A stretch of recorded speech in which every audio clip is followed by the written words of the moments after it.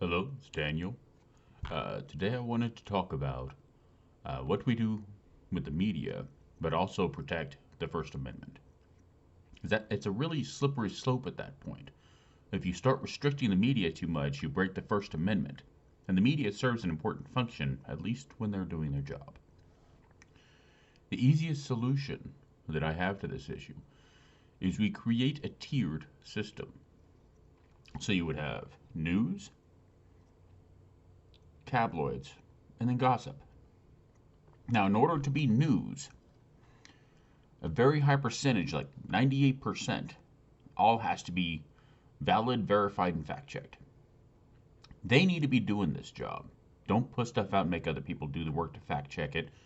You need to do it before you put it out. And, like, say, if it's a video, you go to their website where they host the video, they have to have links verifying all of their information. If they fail to do this, then they get pushed down into the tabloid section. Tabloid is more like theory crafting, where the news is fact. The tabloid is theory, where they have information pointing in a direction, but not enough to actually prove it quite yet. So with this one, they also have a percentage of truth factor they have to have. They want to have their information, available to the public and everything. Now, if they keep getting proved wrong and they get so many checks against them for it, like say 3 checks for the media, 5 checks for the tabloid, well, from the tabloid they go down to gossip. This is just people's opinion. This is a lot of what's going on and being called news now. But people don't know who you can trust and who you can't. So, within this tiered system, we're not taking away anybody's freedom of speech. We're not taking away anybody's platform, but we are holding them accountable to what they offer. Now, to this end, I do think, and happily, we'd probably have to have some form of truth commission or what have you. Some group specifically to verify and monitor the news. Now, this is another slippery slope. We have to be sure that these people have a very high integrity. Any malice or disintegrous action on their part would automatically not only be their firing, but then being completely banned from that field. Period. They would lose their job. They would not have the option to ever come back. There needs to be a very high risk reward factor in that regard, to where if you mess up, you lose it. You're done. Because what they're selling is trust. And once you lose somebody's trust, you don't get it back that easily. Now, these people's jobs, after the news puts them up, will be to verify.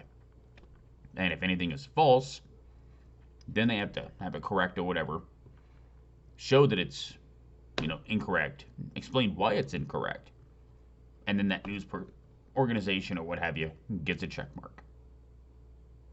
The amount of control this commission would have is very high, and that is why it is so important that it is also highly monitored and regulated.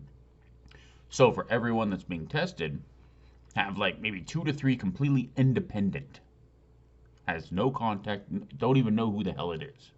Heck, it is, sorry. So there's no communication or coordination on what we're going to agree on or not going to agree on. That way, if like one person, there's something in my eye other than my finger.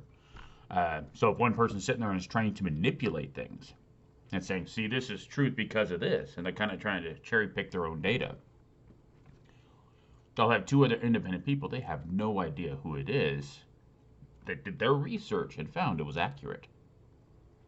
And then we need to have an investigation on, those 3 to verify and see which one is wrong. And if somebody is not qualified for that job, if they're making mistakes, then they can find a different career. This is for like the top of the top investigation type thing. This isn't for, I just got out of high school and I don't want to work at fast food, so let me go work for the Truth Commission. That's something high level you'd have to work up to, because it's a very important job that would have a lot of power and be, a lot of weight behind what it says. But the whole point of doing this is Information is important. Truth is important. Integrity, all these things. And a lot of people don't really seem to value them anymore. What is valuable to them is agreement.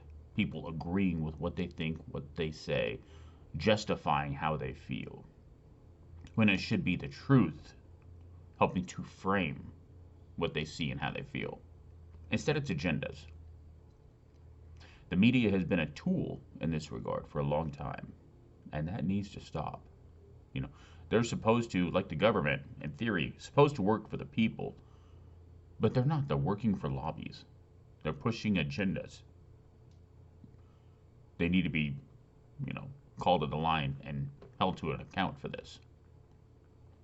So, like I said, this way I'm not taking anybody's freedom of speech away because I'm big on, the amendments are there for a reason.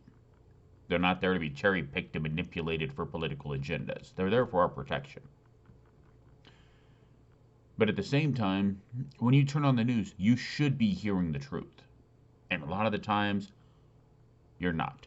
You're hearing gossip. You're hearing people's opinion to manipulate the way you see something to get you to fight for them. And that's exactly what's been happening for several years now. And it's messed up.